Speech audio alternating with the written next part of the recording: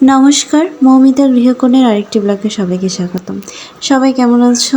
আশা করছি অনেক ভালো আছো। শুক্রবারের দুপুর, আজকের আবহাওয়াটা ভীষণ রকমের সুন্দর। আজকে তেমন গরমও নেই, আবার তেমন বৃষ্টিও নেই। আজকে তোমাদের সাথে দুটো রেসিপি শেয়ার করব। চলো রেসিপিতে যাওয়া যাক। বিয়ের আগে আমি দীর্ঘ 8 বছর ডিম খাইনি। বিয়ের পর একবার অসুস্থ হয়ে গিয়েছিলাম, তারপর বড়মাসের জোড়াজোড়িতে আবার ডিম খাওয়া শুরু করলাম। প্রথম খেতে একদমই ভালো লাগতো না, যেহেতু এত বছর খাইনি, একটা গ্যাপ ছিল। কিন্তু আস্তে আস্তে এখন ভালো লাগে। আগে যখন ডিম খেতাম তখন মায়ের রেসিপিটা করতো। আমি 2টো ডিম নিয়ে নিয়েছি, ডিমগুলো ভালো করে ফাটিয়ে নিয়েছি। ফাটানোর সময় শুধু লবণ দিয়েছি, আর কিছু দেওয়ার দরকার নেই। তারপর ডিমগুলো ভালো করে ভেজে নিয়েছি।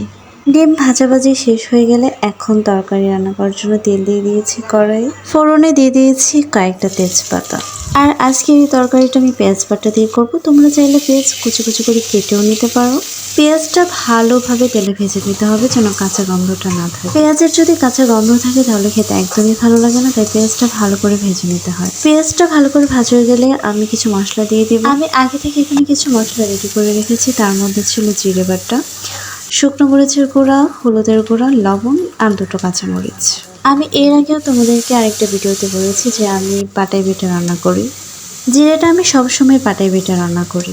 এতে হয় কি জানো, রান্নায় অন্যরকম একটা আলাদা স্বাদ আসে। ছোটবেলায় মাকে দেখতাম হলুদ, মরিচ, জিরে, ধনিয়া সব কিছু বেটে নিত, কিন্তু এখন তো সব কিছু বেটে নেওয়া সম্ভব হয় না, তাই আমি জিরেটা পাটায় বেটে রান্না করি। আর আমার বড়মশাইও বাটা মশলা তরকারি ভীষণ পছন্দ করে। মশলাটা যখন ভালো করে কষানো হয়ে যাবে তখন ডিমগুলো দিয়ে দিতে হবে।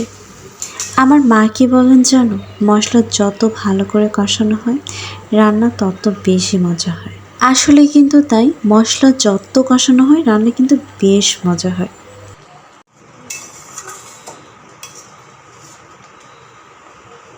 আমার তরকারি কিন্তু হয়ে এসেছে। ঝোল দেওয়ার পর ভালো করে ঝোলটা জাল দিয়ে নিয়েছি। ওইদিকে রাইস করে ভাত বসিয়ে দিয়েছিলাম, ভাতও প্রায় হয়েই গেছে। নামানোর আগে একটু গরম মশলা বাটা দিয়ে দিয়েছি। গরম গরম ভাতের সাথে এই তরকারিটা আমার কাছে বেশ লাগে। তোমরা যারা ডিম খেতে চাও না তারা এভাবে রান্না করে দেখো, খেতে কিন্তু বেশ ভালো লাগে। ডিম রান্না তো হয়ে গেল, এখন আমি রান্না করব ডাঁটা শাক। আমি আসলে সব শাক খাই না, কিছু কিছু শাক আমার বেশ প্রিয়, তার মাঝে এই ডাঁটা শাকটা হচ্ছে অন্যতম। ডাঁটা শাকটা ভালো করে ধুয়ে নিয়েছি, কারণ এই ডাঁটা শাকে প্রচুর পরিমাণে ধুলোবালি থাকে।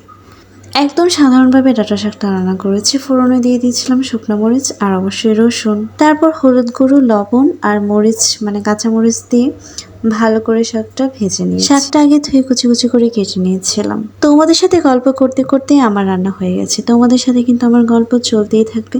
আমার ভিডিওগুলো যদি ভালো থাকে আমার চ্যানেলটা সাবস্ক্রাইব করবে। সবাই অনেক অনেক ভালো থেকো, সুস্থ থেকো। আজকের মতো এই পর্যন্ত।